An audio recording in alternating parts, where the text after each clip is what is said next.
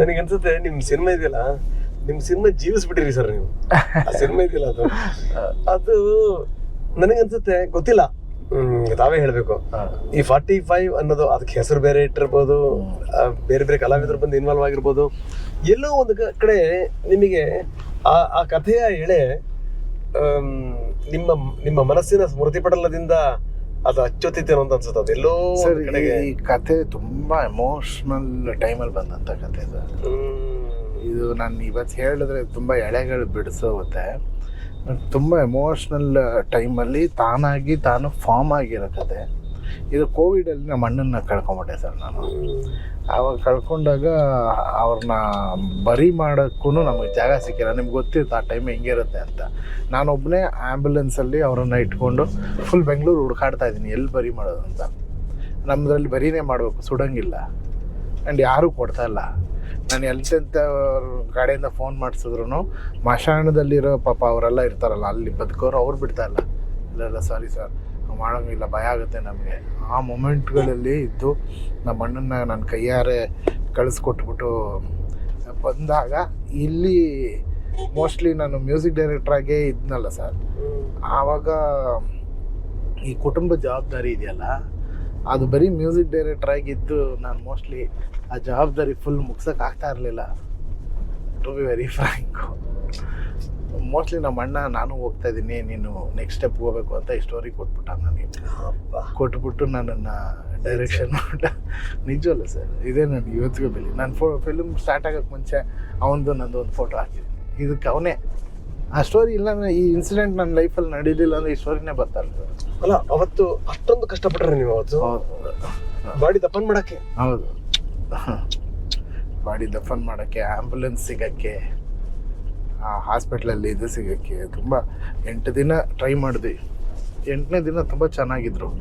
ಸಾಯಂಕಾಲ ಡಿಸ್ಚಾರ್ಜ್ ಮಾಡ್ಬೋದು, ಕೋವಿಡ್ ಇವ್ರಿಗೆ ಇನ್ನೂ ಇಲ್ಲ ಅಂತ ಹೇಳಿದ್ರು. ನೋಡಿದ್ರೆ 7:30 ವೀಡಿಯೋ ಕಾಲಲ್ಲಿ ಮಾತಾಡಿದೆ. ರಾತ್ರಿ 9:30 ಫೋನ್ ಮಾಡಿದ್ರು, ಪಲ್ಸ್ ನಿಂತೋಯ್ತು ಅಂತ.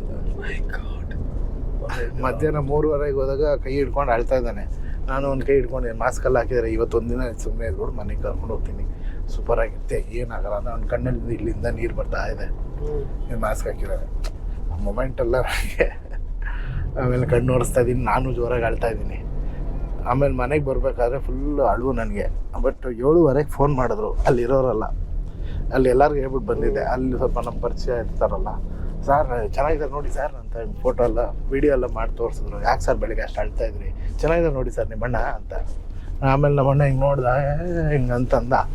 ಹಬ್ಬ ಅಂದ್ಬಿಟ್ಟು ಅವಾಗ ಊಟ ಮನೆಯವ್ರಿಗೆಲ್ಲ ಹೊರಗಡೆಯಿಂದ ಊಟ ತರಿಸ್ಬಿಟ್ಟು ಊಟ ಮಾಡ್ಕೊಂಡು ಕೂತಿದ್ದೀನಿ. ಊಟ ಮಾಡ್ಕೊಂಡು ಕೂತ್ರೆ ಡಾಕ್ಟ್ರು ಫೋನ್ ಮಾಡಿದ್ರು. ಮಾಡಿಬಿಟ್ಟು ಸರ್ ನಿಮ್ಮ ಬ್ರದರ್ ಪಲ್ಸ್ ನಿಂತೋಗಿದೆ ಅಂತ. ಪಲ್ಸ್ ನಿಂತೋಗಿದೆ, ಏನು ಪಲ್ಸ್ ನಿಂತೋಗಿದೆ ಅಂತ. ಪಲ್ಸ್ ನಿಂತೋಗಿದೆ ಸಾರ್ ಅಂತ ಇಟ್ಟರು. ಆಮೇಲೆ ಹೋಗ್ಬಿಟ್ಟಿದೆ. ಅದೆಲ್ಲ ನಡೆದಾಗ ಅವಾಗಿಂದ ಒಂದಷ್ಟು ವಿಷಯಗಳನ್ನ ಲೈಫಲ್ಲಿ ನೋಡ್ದಲ್ಲ, ಅದೆಲ್ಲ ಸ್ಟೋರಿಯಾಗಿ ಅವನೇ ಸರ್. ಅದು ಯಾವಾಗ ಹೇಳಲ್ಲ, ಅಸ್ಥಿನ ಈ ಥರ ಹಿಂದೆ ಇಟ್ಕೊಂಡು ನಂದು ಕಾರಲ್ಲಿ ಹೋಗ್ತಾ ಇದ್ದೀನಿ ಅಲ್ಲಿ ಶ್ರೀರಂಗಪಟ್ಟಣದಲ್ಲಿ ಅಸ್ಥಿ ಬಿಡೋದಕ್ಕೆ. ನನ್ನ ಫ್ರೆಂಡು, ಕ್ಲೋಸ್ ಫ್ರೆಂಡ್ ಪ್ರಕಾಶ್ ಅಂತ, ಅವನೊಬ್ಬನೇ ನನ್ನ ಫ್ರೆಂಡ್ ಜೀವನದಲ್ಲಿ. ನಾನು ಅವನು ಹೋಗ್ತಾ ಇದ್ದೀವಿ, ಅವನ ಅಸ್ಥಿ ಹಿಂದೆ ಇದೆ. ಅಂದರೆ 3 ಜನ ಹೋಗ್ತಾ ಇದ್ದೀವಿ ಲೆಕ್ಕ. ಆವಾಗ ನನ್ನ ಫ್ರೆಂಡಿಗೆ ಈ ಕತೆ ಹೇಳ್ತಾ ಇದ್ದೀನಿ ನಾನು, ಈ ಫಿಲ್ಮ್ದು ಹಿಂಗೆ ಮಾಡಿದೆ ಹೆಂಗಿರುತ್ತೆ ಅಂತ. ಅವ್ನು ಹಿಂಗೆ ನೋಡ್ಕೊಂಡು ಆಗ್ತಾ ಇದ್ದ ಅಂತ. ಆಮೇಲೆ ಅಸ್ಥಿ ಬಿಟ್ಟು ಬಂದ್ಬಿಟ್ಟು ಬರದೆ ಈ ಸ್ಟೋರಿನ.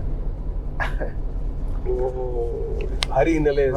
ಅದು ಅಳುವಿನಲ್ಲಿದ್ದೀನಿ, ಫುಲ್ ಎಮೋಷ್ನಲ್ ಇದ್ದೀನಿ. ಆ ಎಮೋಷನಲ್ಲಿ ನನಗೆ ಆಗಿದ್ದೆಲ್ಲ ಇವ್ನಿಗೆ ಹೇಳ್ಕೊಂಡು ಹಿಂಗೆ ಇದೆಲ್ಲ ಹೆಂಗಾಗೋಯ್ತು ಪ್ರಕಾಶ್, ಏನೇನಾಯ್ತಲ್ಲ ಲೈಫಲ್ಲಿ ಮಾಸ್ಟರ್, ಏನೇನೋ ಮಾತಾಡೋದು, ಇದನ್ನೆಲ್ಲ ಹಿಂಗೆ ಒಂದು ಫಿಲ್ಮೇ ಮಾಡಿದ್ರೆ ಹೆಂಗಿರುತ್ತೆ ಅಂತ ಸುಮ್ಮನೆ ಹೆಂಗೆ ಹೇಳ್ಕೊಂಬರ್ತಾರೆ. ಅವ್ನು ಆಗ್ತಾ ಇದ್ದ. ಆಮೇಲೆ ನೋಡಿದ್ರೆ ಅದು ಅಲ್ಲೇ ಆಗಿ ನಾನು ಡೈರೆಕ್ಟರ್ ಸೀಲು ಬಿಟ್ಟು ಫಿಲ್ಮೇ ಮುಗ್ದೋಯ್ತು. ಹಾಗೆ ನೋಡಿ, ಇಲ್ಲಿ ಬಹಳ ಸಂದೇಶಗಳಿದೆ. ಆರ್ಥಿಕವಾಗಿ ಒಂದು ಮಟ್ಟ ಸ್ವಲ್ಪ ಮೇಲೆ ಬರಬೇಕಿತ್ತು ಆ ಮೊಮೆಂಟಲ್ಲಿ. ಅದಕ್ಕೆ ಇವನು ದಾರಿ ಮಾಡ್ದ ಅನ್ಸುತ್ತೆ. ಎಂತ ನೋಡಿ, ಎಲ್ಲರ ಜೀವನದಲ್ಲೂ ಘಟನಾವಳಿಗಳು ಘಟಿಸ್ತವೆ ಸರ್. ಆದ್ರೆ ಅದನ್ನ ನಾವು ಆ ಜೀವನಕ್ಕೆ ಅಳವಡಿಸ್ಕೊಳ್ಳೋ ರೀತಿ ಇದೆಯಲ್ಲ, ಅದು ವೆರಿ ಇಂಪಾರ್ಟೆಂಟ್. ಅಲ್ಲೊಂದೆಲ್ಲೋ ದೈವ ಸಂದೇಶ ಇದೆ ಅನ್ಕೋತೀವಲ್ಲ ನಾವು, ಅದು ವೆರಿ ಇಂಪಾರ್ಟೆಂಟ್ ಅಂತ. ಇವಾಗ ಮೋಸ್ಟ್ಲಿ ಏನು ಅಂತಂದ್ರೆ ಅಣ್ಣ ಅಪ್ಪ ಹೌದು ಇಬ್ಬರ ಆತ್ಮಕ್ಕೂ ಶಾಂತಿ ಸಿಕ್ಕಿರತ್ತೆ ಇವಾಗ. ಅವ್ರೇ ಅಲ್ವಾ? ನಡೆಸೋದು ನಿಜ. ಯಾಕಂದ್ರೆ ಎಲ್ಲಾ ಬಿಟ್ಟು ಅವಾಗಲೇ ಯಾಕೆ ಬರ್ಬೇಕು? ಹೌದು ಬಸ್ತಿ ಬಿಡಕ್ ಹೋಗುವಂತ ಟೈಮಲ್ಲಿ ನಿಮ್ಗೆ ಆ ಥರದ್ದು ಏನರ್ಥ ಅದು? ಆಮೇಲೆ ಅದು ಬಂದು ಆಗಿದೆ, ಅದು ಇಲ್ಲವರೆಗೂ ಹೆಂಗ್ ಬಂತು ಗೊತ್ತಿಲ್ಲ. ಅಲ್ಲಿಂದ ಪ್ರೊಡ್ಯೂಸರ್ ಸಿಗ್ತಾರೆ, ಅಲ್ಲಿಂದ ಶಿವಣ್ಣ ಸಿಗ್ತಾರೆ, ಅಲ್ಲಿಂದ ಉಪ್ಪಿ ಸರ್ ಸಿಗ್ತಾರೆ, ರಾಘವಿ ಶೆಟ್ಟಿ ಸಿಗ್ತಾರೆ. ನನ್ನ ತಲೆಗೆ ಪ್ರಿವ್ಯೂಸ್ ಮಾಡಬೇಕು ಅಂತ ಐಡಿಯಾ ಬರ್ತದೆ. ಅದೆಲ್ಲ ಮಾಡಿ ಮುಗಿಸಿ ಶೂಟಿಂಗು ಆಗಿ ಏನೋ ಆಗಿ ಇವತ್ತು ರಿಲೀಸ್ವರೆಗೂ ಬಂದ್ಬಿಟ್ಟಿದೀವಿ. ಈ ಮೊದಲೇ ಶೂಟ್ ಮಾಡ್ಕೋಬೇಕು ಅಂತ ಅಂದ್ಕೊಂಡ್ರಲ್ಲ, ಅದ್ ಹೆಂಗ್ ಬಂತಲ್ಲ ನನಗೆ? ಅದು ನಾನು ಸುಮಾರು ಸತಿ ನಾ ಬೇರೆ ಡೈರೆಕ್ಟರ್ಸ್ಗೆ ಹೇಳ್ತಿದ್ದೆ, ಯಾಕೆ ಫಿಲ್ಮ್ ಕಥೆಗಳು ಹೇಳ್ತೀರಾ, ಆ ಕತೆ ಇವತ್ತಿನ ಟೆಕ್ನಾಲಜಿಗೆ ಮುಂಚೆ ನೋಡ್ಬೋದಲ್ಲ ಅಂತ.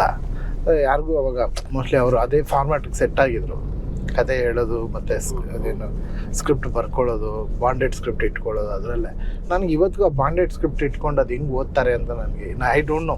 ಮೇ ಬಿ ಅದು ಅದೇ ಬೇರೆ ಕಲೆ ಇರ್ಬೋದು, ಆ ಕಲೆ ನಾನು ಕಲ್ತ್ಕೊಂಡಿಲ್ಲ, ದಟ್ ಆರ್ಟ್ ನನಗೆ ಗೊತ್ತಿಲ್ಲ. ಈ ಸೀನ್ ನಂಬರ್ 1 ಸೀನ್ ನಂಬರ್ 2 ಹಿಂಗೆ ಓದಿದ್ರೆ ಓದೋಕ್ಕೂ ಸಿನಿಮಾ ನೋಡೋಕ್ಕೂ ಡಿಫ್ರೆನ್ಸ್ ಇದೆಯಲ್ಲ. ಸಿನಿಮಾ ನೋಡೋದು ತಾನೇ, ಓದೋದು ಹೆಂಗೆ, ಅದು ಓದೋದನ್ನ ನೋಡೋದಾಗಿ ಹೆಂಗೆ ಕನ್ವರ್ಟ್ ಮಾಡಿರ್ಬೋದು ಈ ಜೀನಿಯಸ್ಗಳು ಇಷ್ಟು ದಿನ. ಇಂಥ ಅದ್ಭುತ ಡೈರೆಕ್ಟರ್ಗಳು, ಆ ಕಲೆ ನನಗೆ ಗೊತ್ತಿಲ್ಲ. That is my weakness.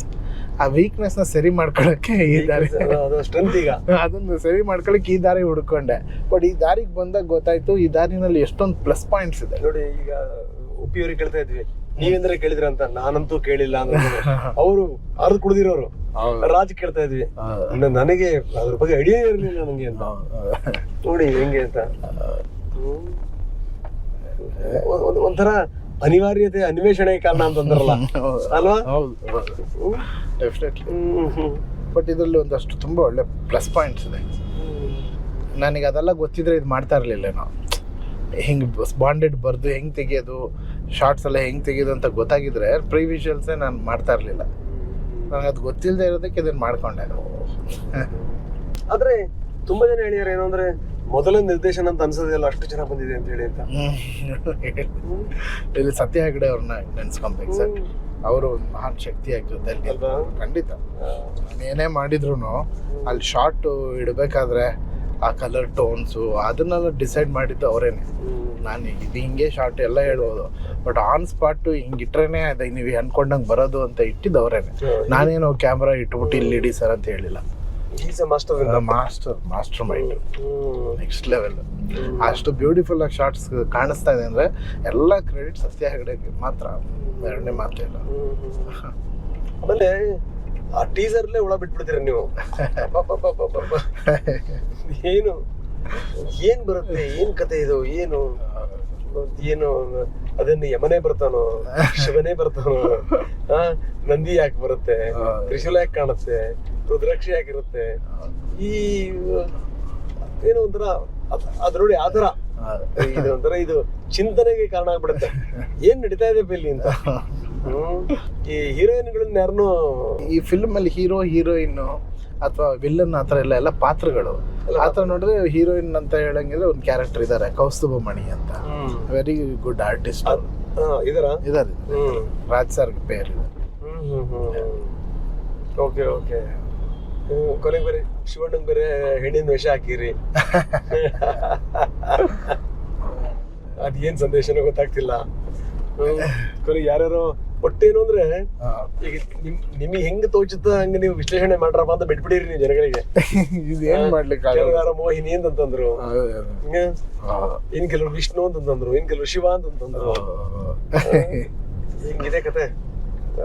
ಎಲ್ಲ 25ನೇ ತಾರೀಕು ಸರ್ಪ್ರೈಸ್ ಓಪನ್ ಆಗ್ಬಿಡುತ್ತೆ ಸರ್. ಅವ್ರ ಮಡಲ್ಗೆ ಹಾಕ್ಬಿಡ್ತೀವಿ ಅಷ್ಟೇ. ಇವಾಗ್ಲೇ ಹೇಳ್ಬಿಟ್ರೆ ಕುತೂಹಲಗಳು ಹೋಗ್ಬಿಡುತ್ತೆ. ಅದಕ್ಕೋಸ್ಕರ ಎಲ್ಲೂ ನಾವೇನು ಹೇಳ್ತಾ ಇಲ್ಲ ಅಷ್ಟೇ. ಒಟ್ಟು ಒಂದು ದೊಡ್ಡ ಅನುಭವ ಅಲ್ಲ? ಬ್ಯೂಟಿಫುಲ್, ವೆರಿ ಗುಡ್ ಅನುಭವ, ಎಲ್ಲ ರೀತಿಯ ಅನುಭವ.